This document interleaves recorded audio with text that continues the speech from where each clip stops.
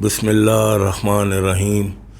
शुरू करता हूँ अल्लाह के नाम से जो बड़ा मेहरबान और नहायत रहम करने वाला है। नाज़रीन इकराम, आज मेरे साथ मेरे पॉडकास्ट द लिविंग लेजेंड में एक ऐसी शख्सियत मौजूद हैं जिनके बारे में जितना कहूँ मैं कम है। वो सिर्फ़ एक सिंगर नहीं है, एक ट्रेंड सेटर, एक पायनियर और एक ऐसा नाम हैं जिन्होंने 80 और 90 की दहाई में पाकिस्तान में आवाज़ को नया रंग, नई पहचान और नई रूह बख्शी। मैं कोशिश करता हूँ कि इनके बारे में जितना बोलूँगा टाइम उसके लिए बहुत चाहिए मुझे, क्योंकि ये पाकिस्तान के वो लेजेंड हमारे फ़नकार हैं कि जिन्होंने फ़िल्मों में भी काम किया, टीवी पे भी काम किया, रेडियो पे भी काम किया, स्टेज पे भी काम किया, लाइव कॉन्सर्ट इतने कि आजकल हम जो आतिफ़ असलम और राहत फ़तेह अली और ये सब सुनते हैं, ये 40 साल पहले के राहत फ़तेह अली हैं, 40 साल पहले के आतिफ़ असलम हैं। लड़कियां इनकी क्रेज़ी, लड़के इनके फ़ैन, हज़ारों के मजमे में गाते थे ये। और सबसे बड़ी बात यह है कि पाकिस्तान की तरफ से इंटरनेशनल रिप्रेजेंटिंग इनकी बहुत ज़्यादा है, कई मुल्कों में इन्होंने जाके गाया। और सबसे बड़ी बात, पाकिस्तान में इनके जो गाने हैं वो लोगों के दिलों में बसते हैं। उसके अलावा इन्होंने फ्यूजन भी किया, पर्शियन और उर्दू को मिला के ऐसे गाने गाए जो कि आज भी लोगों को याद हैं। तो कहने को तो मैं बहुत कुछ इनके लिए कह सकता हूँ। फ़िलहाल तो मैं इतना ही कहूँगा कि मैं इनका तहे दिल से मशकूर हूँ कि ये अपने कीमती वक्त में से वक्त निकाल कर मेरे कहने पर यहाँ आए और आकर मेरे को टाइम दिया। तो मैं इनसे मिलवाता हूँ आपको हमारे बहुत ही प्यारे हर दिल अजीज़ जनाब मोहम्मद अली शेखी साहब। अस्सलाम वालेकुम सर। वालेकुम सलाम। वालेकुम सलाम। कैसे हैं सर आप? बहुत अच्छा हूँ। बहुत बहुत शुक्रिया। Thank you very much for having me here. आपका बहुत शुक्रिया, आपने मुझे इतनी इज़्ज़त बख्शी और यहाँ मुझे मदऊ किया। मैं बहुत खुश हूँ और आप जैसे शख्सियत के सामने मैं बोल रहा हूँ कि आपकी शख्सियत से देख के इंसान इतना मुतासिर हो जाता है कि कुछ बोलने बालने के काबिल नहीं रहता। मगर एक नवाजी आपकी बात यह है कि थोड़ी कुछ बातें क्लैरिफिकेशन भी होनी चाहिए। जी। ये पॉप का जो लफ्ज़ ना POP, हाँ जी, ये एक्चुअली शॉर्ट फॉर्म है पॉपुलर का। जितने भी पॉपुलर सॉन्ग्स हैं दुनिया भर में, वो करते करते पॉप का एक सेगमेंट उन्होंने बना लिया कि भाई ये जितने भी मशहूर गाने हैं वेस्ट में और ईस्ट में, पॉपुलर गाने वो उनको सब पॉप कहा जाता है। सिर्फ जो फिल्मी गायकी होती है वो चूँकि बहुत ही ज़्यादा एडवांस होती है, वो मुख्तलिफ है, वो बहुत ज़्यादा प्रोफेशनल है। तो मैंने अपने आप को as a film playback singer train किया अपने आप को। मेरे उस्ताद हबीब अहमद ख़ान थे, अल्लाह उनको जन्नत नसीब करे। वो बहुत बड़े लयकार थे। उन्होंने मुझे लय बहुत सिखाई, जितने भी ताल हैं क्लासिकल में और मॉडर्न में सब उन्होंने सिखाई और मुझे उन्होंने ट्रेन कर दिया। जब मैं टेलीविज़न आया तो मैं तो वही उसी तरह मैंने, हाँ एक बात आपको बता दूं, जब टेलीविज़न में ऑडिशन देने आया था तो उस वक्त इतनी लंबी लाइन लगी हुई थी, तकरीबन उन्होंने गिना तो 2 दिन मिला के 500 लोग थे, लड़के लड़कियाँ, और इतने क्रेज़ी थे उस ज़माने में। सब लाइन में खड़े थे, बल्कि शाम भी हो गई, सुबह भी हो गई। वो खड़े रहे तो दोपहर को मेरा टाइम आ गया।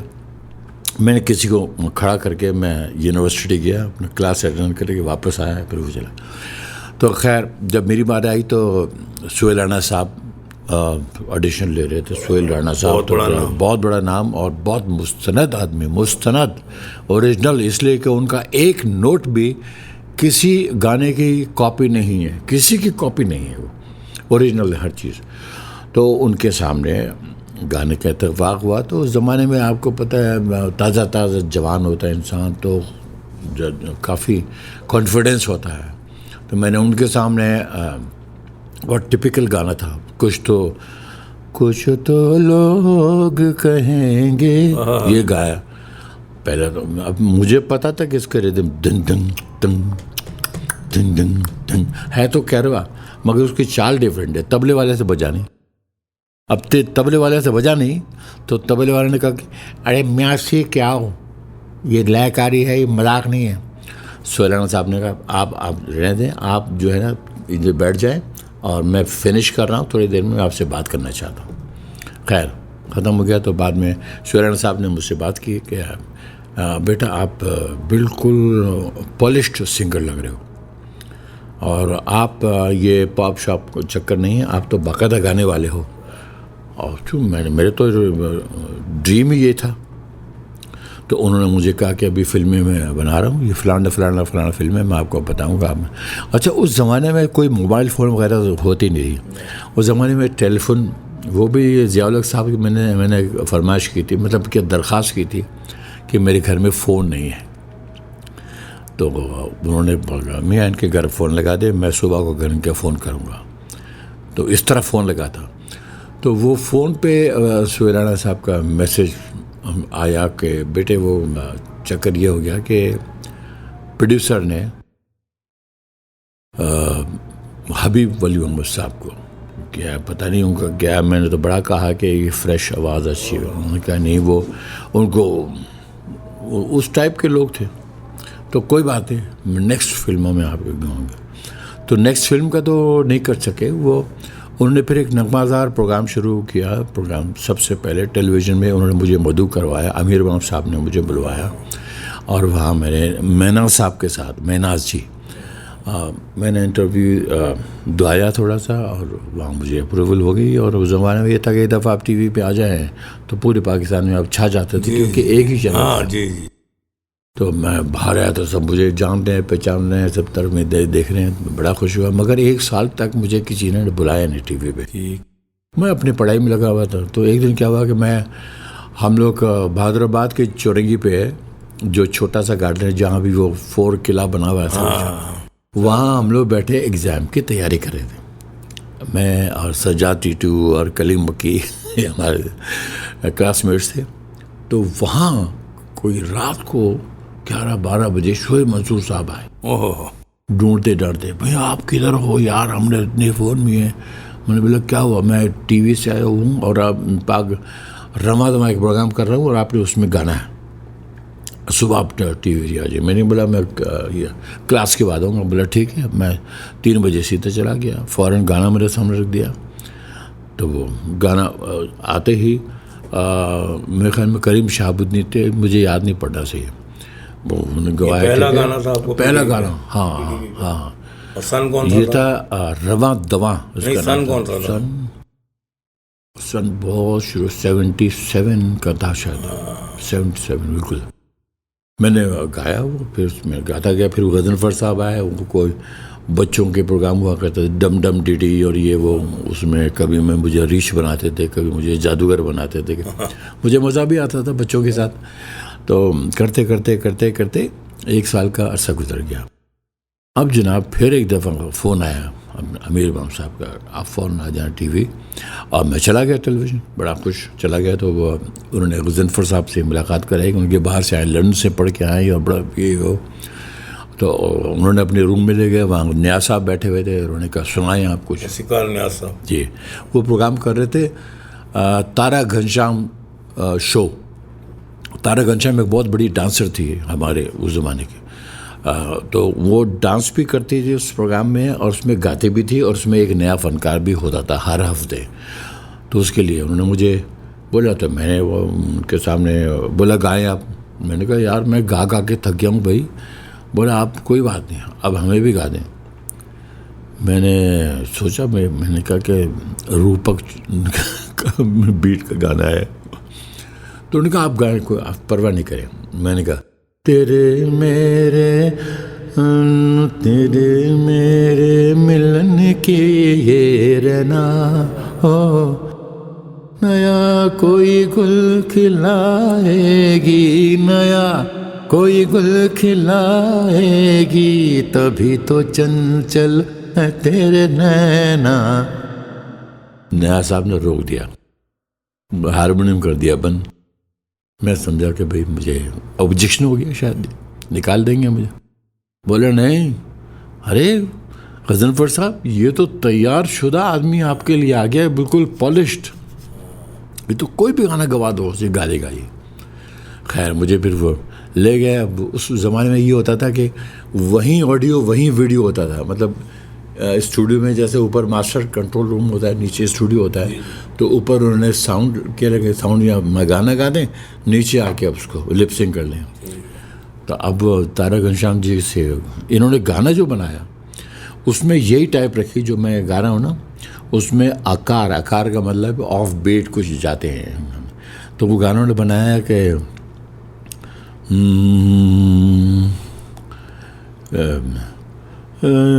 मेरा भूल रहा मेरे प्यार के तो संग संग है, मेरे सपनों में चाहत का रंग है, प्यार किया मैंने दिल दिया, मैंने दिल लिया। उसके बाद अंतरा था, देखा रात मैंने एक सपना सुहाना। अच्छा, मुझे तो चूंकि मैं ये गाना मैं बात काट रहा हूँ, मेरा टीवी पे सुना हुआ है गाना। हाँ, बिल्कुल ये फर्स्ट सॉन्ग है मेरा, बेहतरीन गाना। तो इसमें ये था कि लय तो वो चल रही है, मगर इसका जो ट्रीटमेंट था वो लय से हट कट के था। वो तारा घनश्याम से शायद मैं माफ़ी चाहता हूँ, शायद नहीं गाया गया। उन्होंने कहा कि मेरी तबीयत सही नहीं है, तो वो चले गए। वो चली गई तो उस वक्त तो वो स्टार थे, उसको हर बात मानते थे। तो गज़नफ़र साहब ने कहा आप बैठ जाओ, आपने जाने की कोई ज़रूरत नहीं है, उनको भेजें। चला भेज दिया। शायर वहीं बैठा हुआ था, वहीं उसको चेंजेस किए, बोला ये गाना आप स्लो गाओ, सोलो। मैंने एक ही टेक में गाना गा दिया। और नीचे सारे म्यूजिशियन बैठे हुए थे। नूर बलोच, बड़े फेमस गिटारिस्ट थे। नूर बलोच अभी वियना में प्रोफेसर है, बहुत बड़े गिटार सिखाने के। तो वो सब लोगों ने ताली बजाई, बहुत खुश हुए, मैं भी बड़ा खुश हुआ। मैंने कहा यार कमाल है। हालांकि मैं चूंकि मैं इतने मुश्किल गाने गाता था तो मेरे लिए ज़्यादा मुश्किल नहीं था ये। उसका वीडियो भी वहीं का वहीं हो गया। वीडियो में ये था कि मेरे पास जैकेट नहीं था पहनने को, तो जैकेट का मतलब कोट की बात कर रहा हूँ। तो मैंने किसी एहतशाम था, मेरा दोस्त PIB में रहता था, तो मैंने बोला यार तुम्हारा एक जैकेट बड़ा अच्छा है, तुम पहनते हो कभी कभी, वो मुझे पहनने दो। ये एक दिन का गैप बन गया, टीवी में पहना है। वो जैकेट लेके आए। अब वो जैकेट जो ने इतना ढीला कि उसमें मैं पहना हो तो वो झूला लगे किस्म से। उन्होंने पीछे गज़नफ़र ने खुद पिन विन लगाए पीछे से, उसको टाइट वाइट किया, ये करके पॉपी और लगाया। एक चेयर रखा, उस पर लाइट के अगेंस्ट, कोई सेट नहीं, कुछ नहीं, सॉन्ग शूट कर लिया। अब सॉन्ग जो चला है जनाब, तो वो वहाँ से ये आया पॉप सिंगर। और आपका मतलब टर्निंग पॉइंट भी ये गाना, टर्निंग पॉइंट ये। और उस तरफ से आलमगीर का भी आ गया, वो क्लब सिंगर। वो क्लब में जो गाना गाता है ना, देखा ना था। यहाँ से इंग्लिश का मेलो जो टोन है, जो स्लो टोन है, वो मैं गा रहा। वहाँ से वो चल रहा है, यहाँ से ये चल रहा है, वहाँ से ये क्रिकेट चल रहा था पाकिस्तान इंडिया का। तो ये दनादन गाना इतना चला कि सुपर डुपर हिट हो गया। अच्छा, मुझे बात एक याद आ रही थी, मैंने लाइव कॉन्सर्ट में आपके इंग्लिश गाने बहुत सुने हैं। इंग्लिश बहुत गाया आप। मैं गाता ही था। हाँ, बहुत गाया। अंग्रेजी ही गाता था। जी। वो एक था वो, Oh turkey buzzard, pam pam, oh turkey buzzard, flying high। एक फिल्म आई थी मैकेनिस गोल्ड। हाँ, मैकेनिस गोल्ड। हाँ, उसमें ग्रेगरी पेक वगैरह थे, तो उसमें ये गाना था। मैं बहुत गाता था। फिर मैं सेंट पैट्रिक कॉलेज में जब चला गया, वहाँ एडमिशन हो गई, तो वहाँ मैं गाता था। वहाँ कंपटीशन होता था उर्दू और इंग्लिश म्यूज़िक का। तो इंग्लिश म्यूज़िक में कलीम लंगड़ा एक लड़का था, वो जीत गया। हम लोग नहीं जीते, हमने बीटल्स के गाने गा रहे थे हम।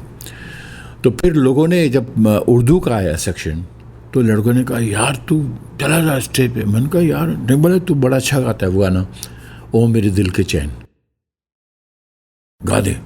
उन्होंने पुश कर दिया स्टेज के ऊपर। मैं चला गया, मैं जो शुरू किया गाना, सब तालियां बज रहे हैं। हैरत की बात थी, उस ज़माने में ये किशोर कुमार का नया गाना था, ओ मेरे दिल के चैन। सारे जितना शोर मचा रहे थे लड़के लड़कियां सब खामोश हो गए। गाना वो सुन लिया उन्होंने, ताली वालियाँ बज गई। फिर एक लड़की थी नाजिया, उसने वो गाया था तेरा साया, और वो फर्स्ट, मैं फर्स्ट। वहाँ से फिर कॉलेज सेंट पैट्रिक्स ने मुझे पूरे पाकिस्तान में भेजा और पूरे पाकिस्तान से मैं जीत के आया। हाँ, अभी तक ट्रॉफीज पड़े हुए हैं वहाँ। इंटरमीडिएट कॉलेज कंपटीशन हुआ करता था उस ज़माने में। अच्छा, मैं बात काट रहा हूँ आपकी, फिर भूल जाऊँगा। मैं अपने नाजरीन को ये भी बताना चाहता हूँ कि शेखी साहब जो हैं सदारती अवार्ड याफ्ता हैं, प्राइड ऑफ परफॉर्मेंस मिला हुआ है इनको। ये कोई छोटी बात नहीं है, एक बहुत बड़ा एजाज़। मैंने कहा बातों बातों में कहीं निकल गई ये बात तो बताना भूल जाऊँगा। दूसरा, मैं आपसे ये कहना चाहूँगा कि कुछ गाने आपके ऐसे हैं जो आज भी दिलों में लोगों के बसते हैं, तो मैं चाह रहा हूँ कि थोड़ा थोड़ा सा उनका भी इंट्रो दें आप। जैसे आप, वही तो मैं कर रहा हूँ, थोड़ा थोड़ा गाइए। नहीं, थोड़ा थोड़ा आप, ये तो कुछ हुआ है जी जो प्योर आपके गाने हैं ना, जैसे जो आपके पीटीवी के और दूसरे, जिसमें जैसे मेरा पसंदीदा गाना है वो मेरी आंखों से, वो है। फिर एक का भी मैंने आपको बताया था, तुमसे बिछड़कर जिंदा है, तुमसे बिछड़कर जिंदा है जान, मेरे बचपन के दिन। ओह, तो थोड़ा सा आप मतलब थोड़ा सा लोग, थोड़ा बिल्कुल बिल्कुल है। मुझे बच्चे बहुत पसंद है, बहुत ज़्यादा। मुझे बच्चे इतने पसंद हैं, मैं क्या करूं। मैं जब डॉल्बिन मॉल वगैरह इधर जाता हूं ना, मैं बैठ के बच्चों को देखता हूं कि बच्चे कैसे खेल रहे हैं, कैसे वो बच्चों को देख के वो प्योर जो इंसान है ना, इंसान क्या है प्योरिटी में, वो नज़र आता है बच्चों के अंदर। तो मैंने सुलैना साहब ने ये गाना हमें दिया, मेरे बचपन के दिन, तो वो मैंने गाया, मैंने और अफशा अहमद ने मिल के गाया था और उसको शूट भी किया था थारा गैस में। वो सुलैना साहब की एक बड़ी अच्छी स्टूडेंट थी। हाँ, और आज भी है, लेकिन आज गाना उसने कम किया हुआ है। मगर सुलैना साहब इतने स्ट्रिक्ट हैं, बहुत ज़्यादा, क्योंकि वो इंसाफ पसंद इंसान है। वो ये नहीं देगा कि आप मेरे भाई हो या मेरे दुश्मन हो। आपने अच्छा गाया, अच्छा गाया, अच्छा नहीं गाया, अच्छा नहीं गाया, बस। खैर, तो उसमें बहुत अच्छा लगा वो गाते हुए भी।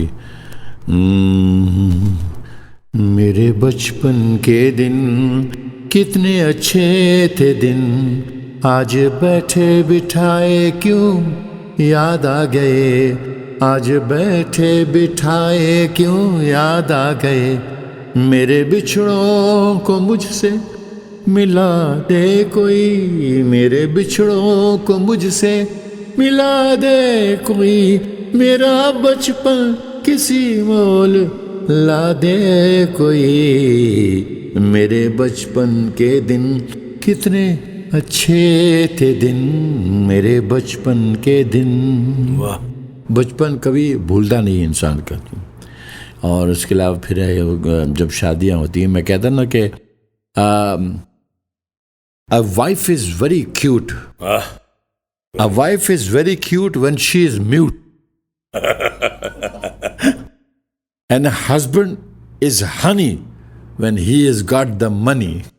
तो बात यह है कि इफ्तिखार आरिफ साहब की बात है कि उनकी वाइफ शायद खफा होकर चली गई थी, तो उनको ये गज़ल नाजिल हुई, तो उन्होंने लिख डाली और हम उससे गवाया और नियाज़ अहमद साहब ने उसको कंपोज किया। तुमसे बिछड़ कर जिंदा है जान बहुत शर्मिंदा है, जान बहुत शर्मिंदा है, काश तुम्हें समझा सकते, काश तुम्हें समझा सकते, हम कितने शर्मिंदा हैं, जान बहुत शर्मिंदा है।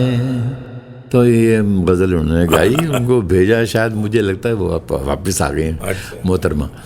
तो ये इसको आपने भी ट्राई किया तो ये चली नहीं बात, बल्कि एक लड़का गा रहा था तारिक रोड पे, पहले उसने गाया लड़की देख के, तुमसे बिछड़ कर जिंदा है, ठाक करके चांटा पड़ा, तो उसने कहा बहन बहुत शर्मिंदा। ये वाकया इस लड़के ने टीवी पे सुनाया था।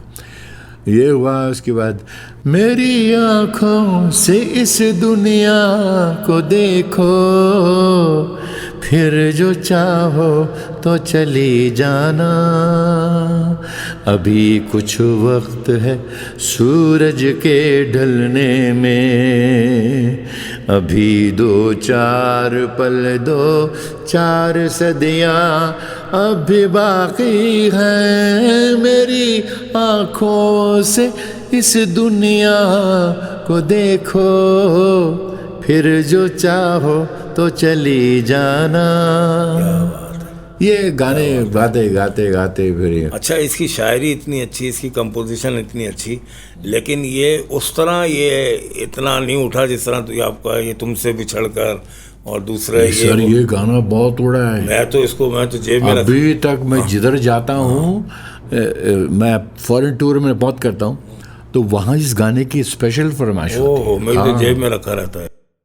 गाना बहुत पसंद है लोग, मुझे खुद ताजुब होता है यार क्यों भाई, इसमें है क्या आखिर, समझ नहीं आता। आपका एक वो सुपर हिट गाना वो अल्लाह अल्लाह कर भैया, अल्लाह ही से डर भैया, हम ढूंढ रहे थे कोई लड़की ऐसी हो जो मेरे साथ हीरोइन का काम करे। हालांकि जो अब देखोगे ये टेलीविज़न में जितने वो ड्रामेटाइज्ड प्रोग्राम है गानों के, उसमें मेरा बहुत काम है। उनके अंदर भी मैंने जो गाने गाए थे ना, वो गाने आज इतने फेमस हैं। उन गानों की फरमाइश होती जो मुझे पता नहीं है, बल्कि कुछ गाने मुझे एक शख्स ने अभी भेजे हैं जो मैं भूल गया हूँ कि मैंने गाए। मशरक़ की बेटी की फिल्म के गाने हैं, बहुत ज़बरदस्त गाने हैं। मेनाज के साथ मैंने गाए हैं, वो मैंने गाए। मैंने इनायत अख्तर के साथ गाए हैं, नईर नूर के साथ गाए हैं, मैंने हुमैरा चन्ना के साथ गाए हैं। बहुत सारे गाने फिल्मों में बहुत गाए, और फिल्मों में काम भी बहुत किया मैंने, बहुत सारी फिल्मों में काम किया।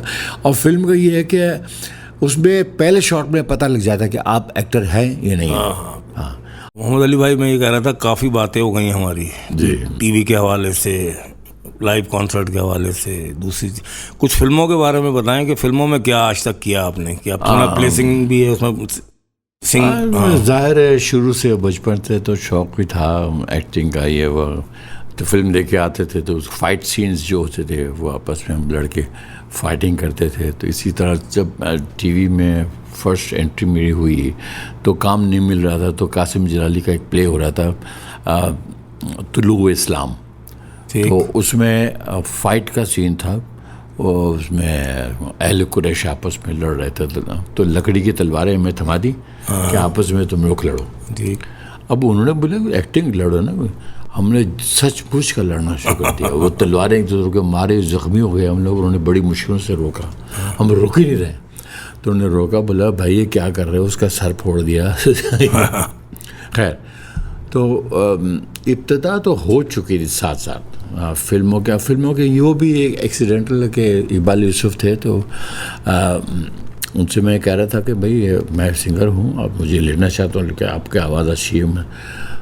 यार वो तुम फिल्म करो यार। मैंने कहा फिल्म, हाँ क्यों नहीं। मैं शोबिस में ये है कि जो ऑफ़र आ जाए आपने मना नहीं करना है, ठीक है ना। मुझे पता था मैं कर सकता हूँ। और film is a very adventurous field, बहुत ज़्यादा एडवेंचर होता है उसमें, मज़ा भी बहुत आता है। तो मैंने वो सनफ अंदाता फिल्म किया उसके साथ। तो बिल्कुल उनको मैं अपनी बड़ाई नहीं कर रहा, ना मैं कुछ बड़ा एक्टर हूँ, किसी ने नहीं कहा कि यह कोई नया आदमी है। देखा मैंने, यह तजुर्बा हो चुका था। तो वहाँ से फिर आगे चलने लगा, फिर मुझे चोरों का बादशाह फिल्म मिला, फिर मैं देख तमाशा फिल्म मिली, फिर मैं बांग्लादेश चला गया, फिर मैं वापस आ गया, फिर शोर फिल्म हमने किया, फिर यहाँ जोरावर फिल्म भी की, फिर देख तमाशा एक फिल्म भी की, फिर एक वचन सिंधी फिल्म भी की। तो बहुत कुछ होता रहा। तो साथ साथ इंडस्ट्री जो ना बॉग डाउन हो चुकी थी, ख़त्म हो चुकी थी, क्योंकि जब तक कराची में इंडस्ट्री थी मेरे ख्याल में उस वक्त म्यूज़िक का काम तो बहुत अच्छा हो रहा था। पंजाब भी अच्छा है, मगर ये कि पंजाब मजबूरी में वहाँ शिफ्ट हुए, बिकॉज एवेन्यू वालों ने कलर लैब का जो मशीन है वहाँ मंगा ली थी। यहाँ कलर नहीं थी, यहाँ से ब्लैक एंड वाइट हो गया, वहाँ कलर प्रोसेस होता था, यहाँ से महंगा पड़ता था। तो पूरी इंडस्ट्री आस्ता आस्ता वहाँ शिफ्ट हो गई। तो खैर फिल्म बहुत करते करते फिल्म इंडस्ट्री जब ख़त्म हो गई, जब ये सिनेमाज बिकने के बाद शॉपिंग मॉल्स बनने शुरू हो गए, तो ख़त्म हो गया, मगर मैंने अपने सिंगिंग को छोड़ा नहीं। मैंने कहा ये मेरा ट्रम्प कार्ड है, इसको मैं छोड़ूंगा नहीं। तो मैं गाने में गाता रहते। तो अल्लामा इकबाल के जितने भी पर्शियन कलाम है, जितने भी हैं टीवी में आज तक है, वो सब मुझसे गवाए गए, इसलिए कि मैं पर्शियन जानता हूँ, वो मेरी ज़बान। थोड़ा बहुत एक आध कोई बताया वो गुंबद मीनाई, मुझे याद नहीं है ट्यून, चूँकि ट्यून बनाने वाले जो थे वो इस जहाँ में नहीं हैं, वो माचिस पे ट्यून बनाते थे। एक गुंबद मीनाई एक था, उसका ट्यून मुझे याद नहीं है। एक मैं खुद ही को कर बुलंद इतना, वो उसका पर्शियन वर्जन था, वो भी मैंने गाया। बहुत सारे हैं, वो मैं अभी इस वक्त जो है ना, कोई फिल्मों के हवाले से कोई फिल्म गाना का जो है, फिल्म के हिट गाने। एक सबसे पहले रॉबिन घोष ने मुझे फिल्म में गवाया, वो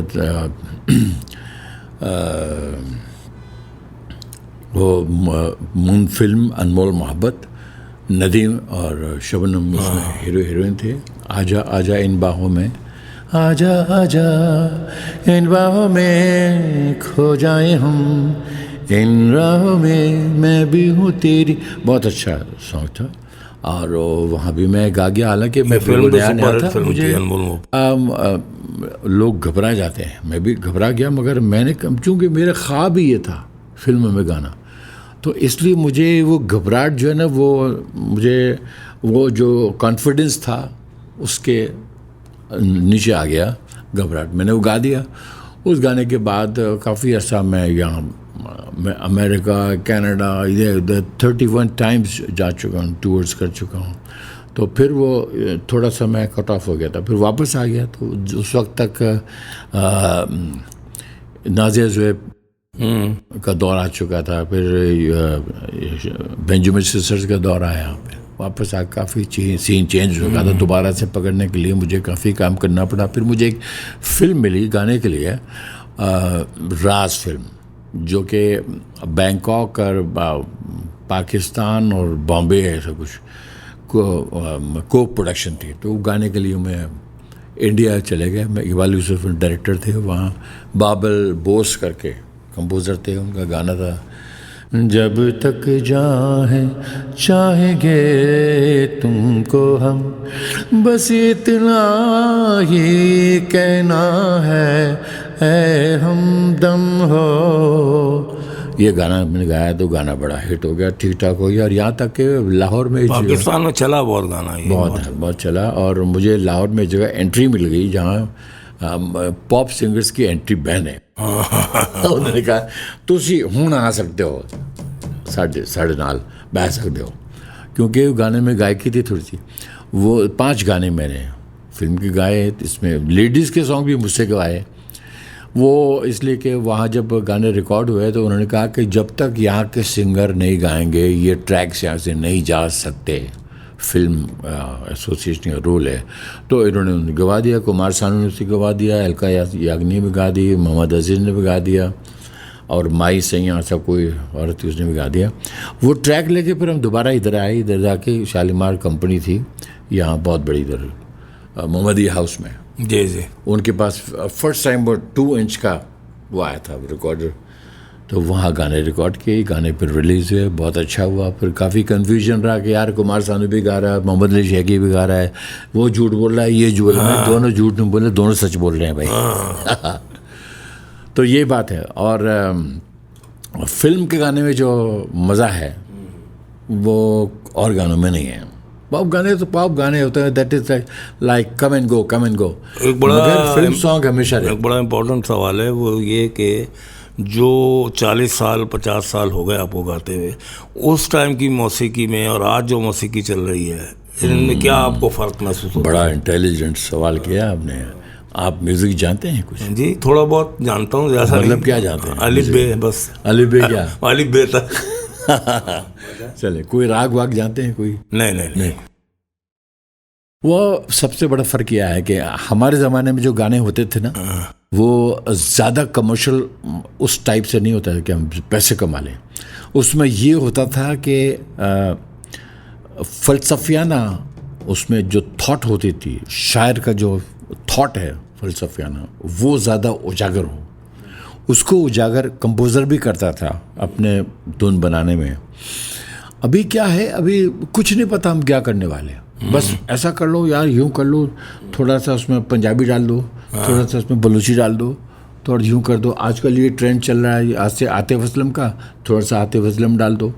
वो एक चूचू का मुरब्बा चल रहा है, इसलिए गाने आ रहे जा रहे हैं, कोई गाना ठीक नहीं रहा। वो आपका भी आपने भी बताया ना मुझे, आरिफ उनका इफ्तिखार आरिफ का, जी जी हाँ। कि बकायदा वो गाना ही ऐसे लिखा गया कि पूरी उन पे बीती हुई है कहानी जी, और इसलिए वो गाने आज तक याद है। और कंपोज़र ने भी उसको बेहतरीन अंदाज में कंपोज किया और आपने उसको बेहतरीन अंदाज में गाया। मैं चाहता हूँ कि उसकी 2 लाइनें दोबारा सुनना मुझे।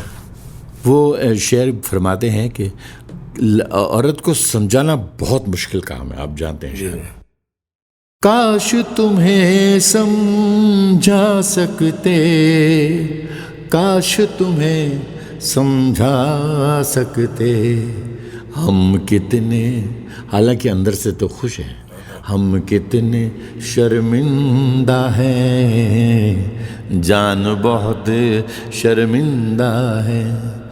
मेरे ख्वाब तुम्हारे ख्वाब, मेरे ख्वाब हमारे ख्वाब, पलकों पर ताबिंदा है, पलकों पर ताबिंदा है, तुमसे बिछड़ कर जिंदा है, जान बहुत शर्मिंदा है, जान बहुत शर्मिंदा। मेरा ख्याल है ये गाना ही बता देगा कि आज के दौर में और उस दौर में क्या फ़र्क था। जी देख लें कितना प्योर फीलिंग है हार्ट से, इसमें कोई वो नहीं है चूचू का मुरब्बा कि इसमें कुछ डाल दो, भंगड़ा डाल दो, यूं डाल दो हिट होने के लिए।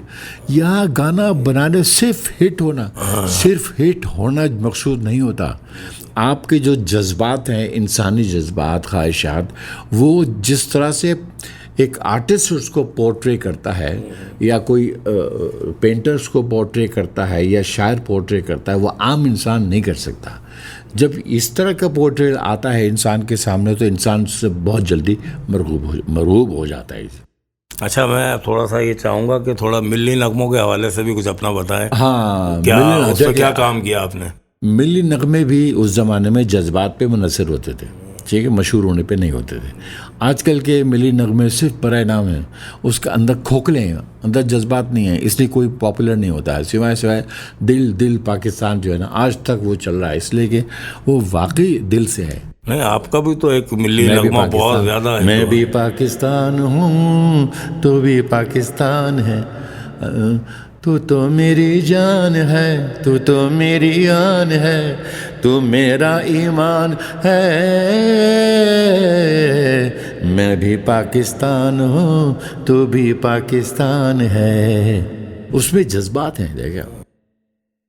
इसलिए ये नहीं कि मैं अपना बड़ाई कर रहा हूँ कि मैं बड़ा गाने वाला हूँ, वो ज़माने के गाने ऐसे बनते थे जनाब, जो हमें जब याद है 50-50 साल पुराने गाने। आप काफ़ी, मैं समझता हूँ कि काफ़ी कुछ अभी आपसे कुछ भी नहीं मिला, मुझे बहुत कुछ मिलना है। तो जो इत्तेफाकात होते हैं ज़िंदगी में, जो प्रैक्टिकल कॉमेडी इवॉल्व होती है, तो ऐसे हैं कि मैं आपको सुनाऊंगा। एक आध तो होना चाहिए ना, एक आध तो होना चाहिए। तो मेरे फादर बहुत स्ट्रिक्ट हुआ करते थे, तो वो क्या था कि एग्ज़ाम का ज़माना होता था, तो उस ज़माने में एक इंग्लिश सीरियल आता था, डेंजर मैन। हाँ, पैट्रिक मैकगोहन उसके एक्टर थे। मैं आशिक था उसका, बिल्कुल। वो प्ले हफ्ते में एक मरतबा आता था, ठीक है। टीवी भी 6 बजे से 10 बजे तक चलता था, उसके बाद बंद। अब जनाब पूरा हफ्ता इंतज़ार करते करते वो आ गया। मेरी बहनें बैठ गई, टीवी एक हुआ करता था कमरे में, मेरी बहनें बैठ गई, मैं भी बैठ गया। मेरे बाप आया, उठ जाओ ऐसा, क्या कर रहे हो तुम यहाँ? मैंने कहा मैं क्यों प्ले देख रहे हैं? तो एग्ज़ाम कौन देगा? तुम्हारा बाप। जाओ अंदर स्टडी करो, कोई प्ले वगैरह नहीं देखेगा तुम। अच्छा, प्ले चल रहा है, मैं नहीं देखूंगा बस। अच्छा, तो मेरे कमरे में भेज दिया। अच्छा, मेरे कमरे में, इस कमरे में कोई काम हुआ था, कोई ड्रिलिंग हुई थी, एक सुराख, ठीक है। अब मैं जनाब वहाँ से देखने की कोशिश कर रहा हूँ, हैं थोड़ा थोड़ा नज़र आ रहा है, डेंजरमेंट चल रहा है, मेरा बड़ा खुश हो रहा हूँ और बड़ा गुस्सा हो रहा हूँ, बाप पे ऐसा क्यों कर रहा है ये वो। अच्छा, अचानक मैंने देखा कि वो सुराख के अंदर जो है ना कोई हलचल, कोई मूवमेंट हो रही है अंदर से, कोई कभी लाइट जा रही है, कभी लाइट आ रही है। मैं समझा कोई स्पाइडर है, कोई मकड़ी है, कोई जानवर है। तो मैंने वो रख के फूंक मारी, वहाँ से चीख की आवाज़ ही मेरे बाप, जब वो उधर से मेरा बाप वहाँ से देख रहा है कि क्या कर रहा है। वो सारे चूना वूना उनकी आंख में चला गया, एक बड़ा शोर शराबा हुआ। और मैं घर से, मुझे माँ ने भगा दिया वहाँ से, तू चला जा नहीं तो मार देगा जान से तुम्हें। फिर मैं दूसरे दिन आया तो देखा मेरा वो बाप जो है ना इतना बड़ा बैंडेज उसकी आँख पे लगा हुआ है और गाड़ी चला रहा है और मुझे गाली दे रहा है। इस किस्म के फिल्मों में भी बहुत हुए इंसिडेंट। भूत प्रेत का भी चक्कर है, कब्रिस्तान, भूत प्रेत, उसके लिए तो आपके साथ एक अलग पॉडकास्ट ना कर लें। बिल्कुल वो अलग कर है, आपके पास कौन इतना है कि और हकीकी है, जाले कोई बनावट वाली नहीं कि मैंने बनाए। इंशाल्लाह आपके साथ करेंगे। मैं अभी चाह रहा हूँ कि एक आपका बड़ा हिट गाना था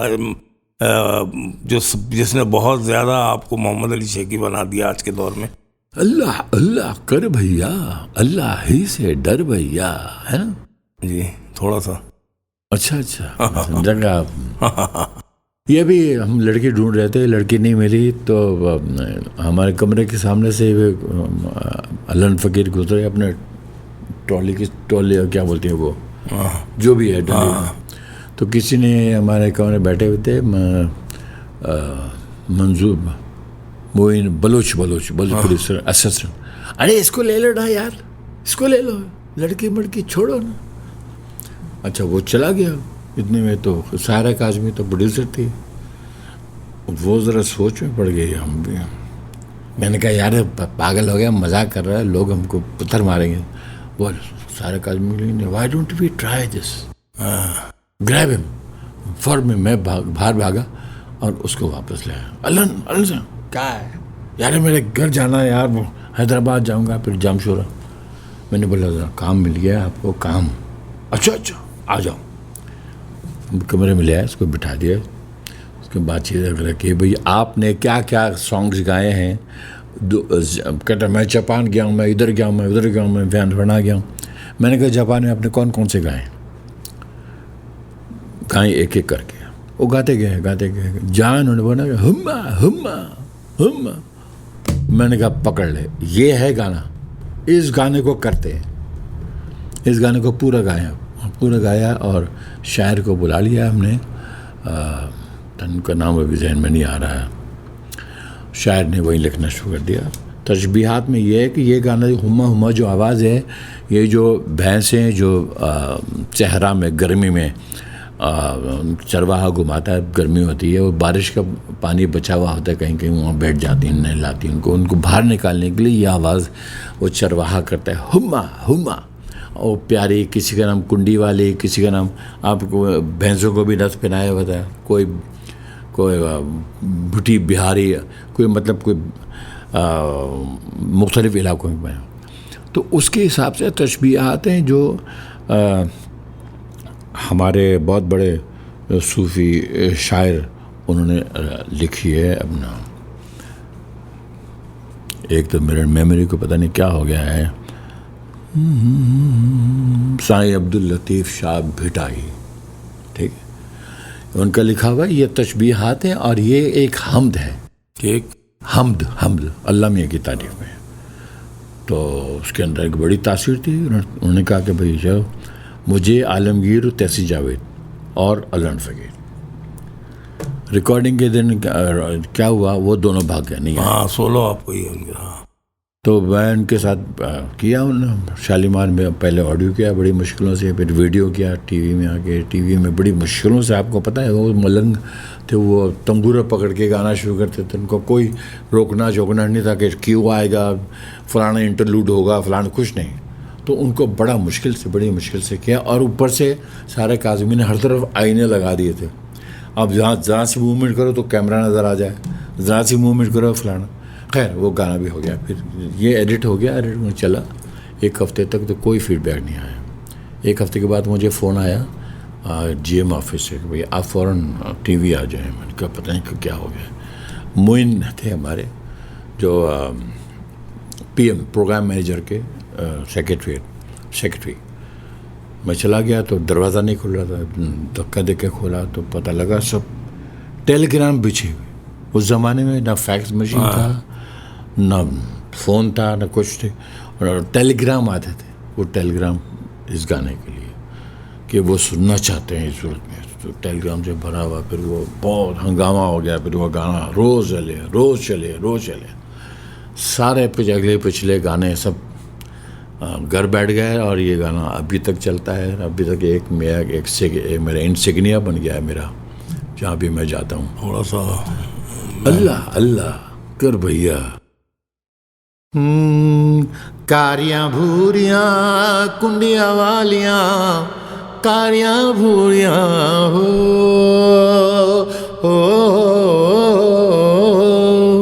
सिकवारा दे हन जियां ने अद्यों तनके लहर लुदे अदी के ना की ओ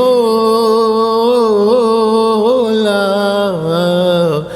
जगे में हर कन्नड़ी अद्यों तनके लहर लुदे अदी के ना की जगे में हर हुम्मा प्यारी हुम्मा ओ साड़ी हुम्मा गुजरी हुम्मा भूरी उतारी। ये सॉन्ग था। आप तो ऐसा देख रहे हैं जैसे आप देख कौन पागल आ गया। नहीं बस आपके शहर में जो है ना बिल्कुल गुम हूँ, आप समझे नहीं, आपके शहर में गुम हूँ। मैं चाहता हूँ कि इसका उर्दू वर्जन भी थोड़ा सा सुनाए। जी, इसका उर्दू वर्जन इस तरह लिखा गया, शायर ने जिस तरह लिखा है कि तेरे इश्क में जो भी डूब गया उसे दुनिया की नज़रों से डरना क्या। तेरे इश्क में जो भी डूब गया उसे दुनिया की लहरों से डरना क्या। तेरे इश्क में जो भी अल्लाह अल्लाह कर भैया, अल्लाह ही से डर भैया, हुम्मा चल भाई चल, धुमक दमता थैया। अब बात यह है कि अगर यहाँ तो मैं उसमें ये एक्शन हो रहा था। हाँ जी, हम घंटों बैठे रहें तो मामला ठीक नहीं होंगे, उलझते चले जाएंगे और आपसे मालूमात मिलती चली जाएंगी और हम इसमें गुम रहेंगे। लेकिन क्योंकि वक्त की कमी है और आपने भी जाना है, तो मैं चाहता हूँ कि वाइंड अप करने से पहले एक दफ़ा आपका शुक्रिया अदा करूँ।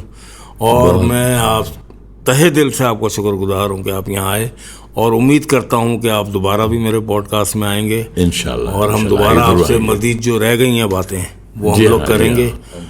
तो नाज़रीन, मुझे उम्मीद है कि शेखी साहब को आपने सुना होगा और बहुत पसंद किया होगा और मज़ा आया होगा बहुत आपको। पुरानी यादें सारी हमने समेट ली आज इनसे, तो इंशाल्लाह दोबारा इनसे मुलाकात होगी। मैं एक दफ़ा फिर इनका शुक्रिया अदा करता हूँ और इनसे कहता हूँ कि अगर कुछ कहना चाहें तो आप भी कुछ कह दें नाज़रीन को। बस मैं आपका बहुत बहुत तहे दिल से शुक्रिया अदा करता हूँ कि आपने मुझे यहाँ याद किया और अपने प्रोग्राम में शरीक किया, इस काबिल समझा। और इसके अलावा मैं अगर आप बोलेंगे कि मेरे जो कंटेम्प्रेरी लोग हैं, मेरे साथी हैं जो मेरे साथ चल रहे हैं, कोलीग्स हैं, तो उनसे मैं यही कहूँगा कि सच्चाई का साथ न छोड़ें और कॉपी करने से बाज रहें।